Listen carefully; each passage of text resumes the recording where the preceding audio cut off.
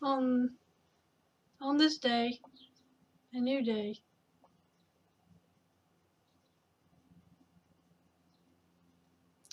I want to share with you more thoughts about how we can go about changing ourselves. In my last video, in my last two videos, I talked about how we as individuals have been deceived by a government that we thought was serving the people's best interests. But over the decades, the truth of who they are and what they're doing, what they're planning, and what they've already done has come to light. And so I believe that my country, the United States, and the world as a whole is on the brink of a war that would be so vast that many people will perish from this world. I don't want that to happen, and I don't believe I can, or even you can stop it. It's coming. But I don't want to focus on that at this time, because at the end of my second video, I talked about how we can change ourselves. And I want to go into depth about that. Over the past year and a half or so, I've been studying the Buddhist ways, the Four Noble Truths and the Eightfold Path. I've been specifically reading on the Dhammapada text because the Dhammapada text has a lot of positive writings that really can get you to thinking about who you are as a person and what you do and what you think. Well, I've been so bogged down with what's been going on in our world that I finally had to take the time and stop and consider my thoughts and the words that I speak. Even if people don't believe me, it's been the conspiracies of the decades that have actually saved people's lives over the years, even though they don't get the credit that they deserve. These conspiracy theorists, they tend to lose their lives, get arrested, murdered, and they don't get the credit that they deserve for putting their own selves in danger, trying to show them what God has revealed to them. And here's the problem with that. God has given everybody their own gifts. Some gifts may replicate someone else's, meaning that someone may have the same gift as you. That's okay. But God reveals the truth, whom God reveals the truth to. And when that person takes that truth and tries to share it with others, of course, you're going to get all kinds of opinions. And the opinion is fine. But the problem is, you need to come to the understanding that you can't save everybody. Even the Christ and even Buddha, if they're one and the same people, I have no idea.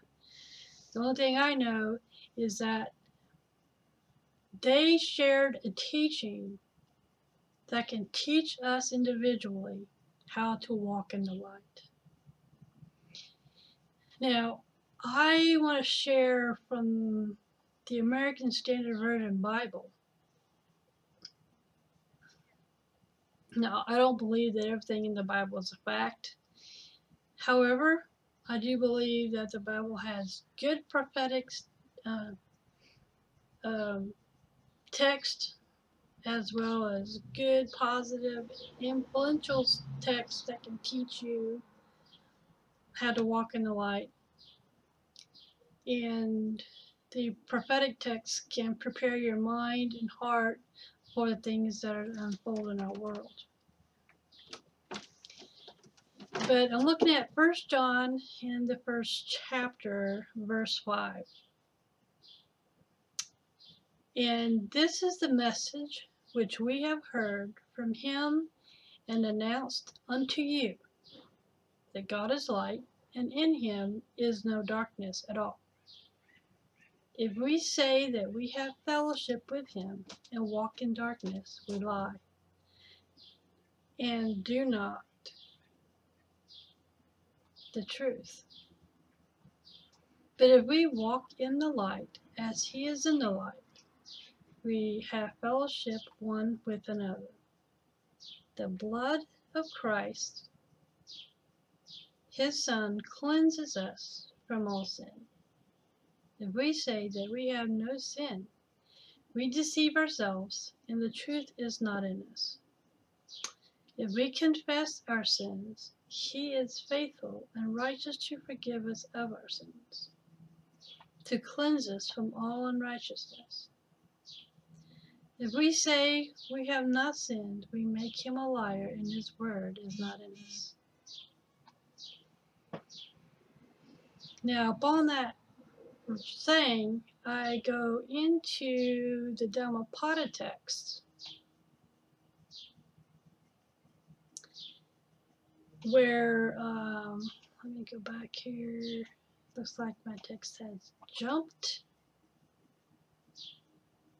Okay, it did jump a little bit here.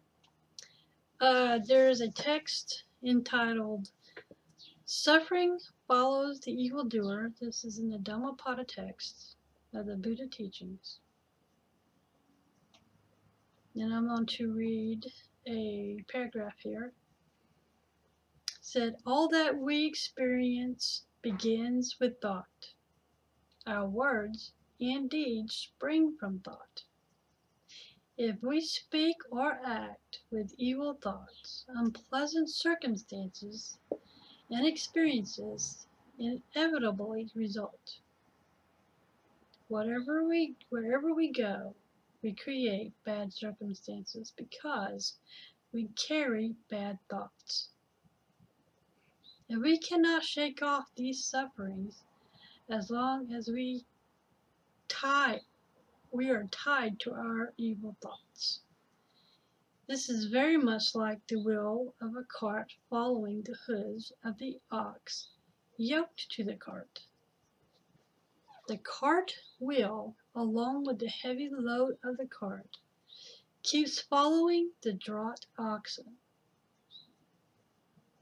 The animal is bound to this heavy load and cannot leave it, meaning that we carry our burdens in a backpack on our back, invisible. No one can see that backpack, but they can see your negative thoughts, because your negative thoughts become negative actions. Now, going back to the idea that we're all experiencing the truth that is unveiling about our government and the lies and all they have done to the citizens of this country and around the world. These things bring on a lot of negative thought, a lot of negative action. But we need to stop and think about what we're doing. Because our action is just feeding into what the elites are doing to provoke the world into a war. They're intentionally trying to do all these things. And what they have done to the world is unforgivable. They will come into their own.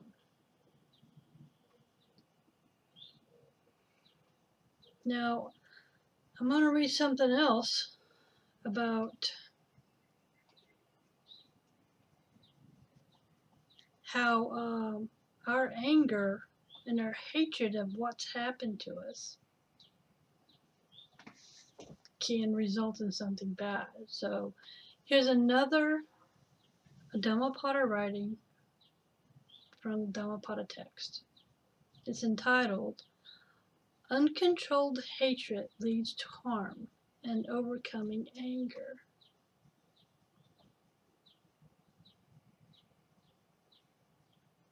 Well, it's about helping us to overcome our anger so that our hatred doesn't lead to violence. Okay?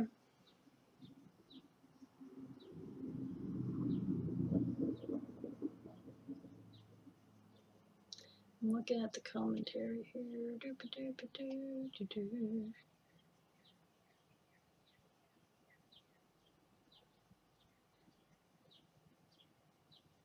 Okay. It's a short paragraph. So, see, when a person holds that he was insulted, assaulted, defeated, or robbed, his anger continues to increase. The anger of such a person has no way of subsiding. The more he goes over his imaginary trouble, the greater becomes his desire to avenge it. So, as long as we keep dwelling on all that is happening against us from our own government, we're going to have the desire to make war against everybody.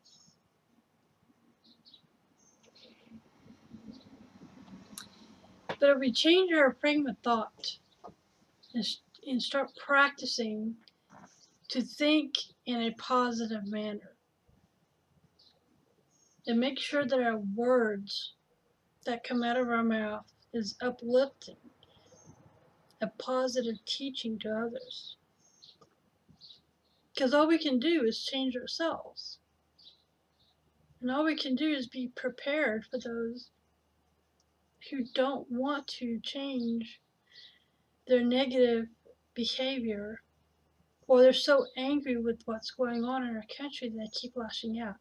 So the individual has to be ready to deal with these situations. So you have to learn to change yourself. And I'm looking at another commentary, and it's very obvious. The title to this text from the Dhammapada: Happiness follows the doer of good.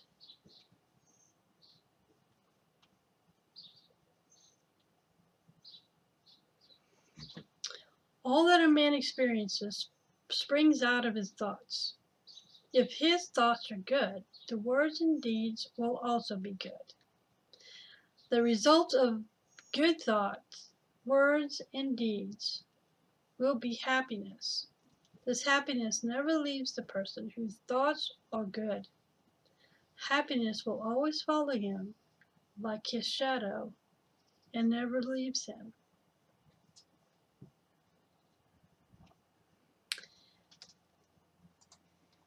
It's not easy to change your frame of thought if you're so full of anger as an individual. And I share this with you because considering everything that is unfolding in our world, if the individual is not prepared himself, herself, their family, their children, for what's unfolding, they're not going to be prepared to deal with any negativity that comes banging at your door.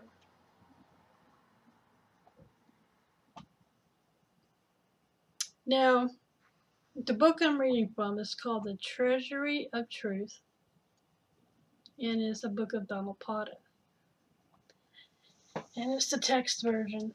You can find this at the Buddhism online, the Buddhist online. And it's called the Buddhist Studies. That's what it is. I apologize. And I encourage you to look it up. I'm not trying to get anyone to become a Buddhist. That is strictly your choice, but it has good teachings. Thank you for listening to me today, and I hope I didn't confuse you too badly. And may the angels in the outfield walk with you daily. Thank you for your time. Have a wonderful day.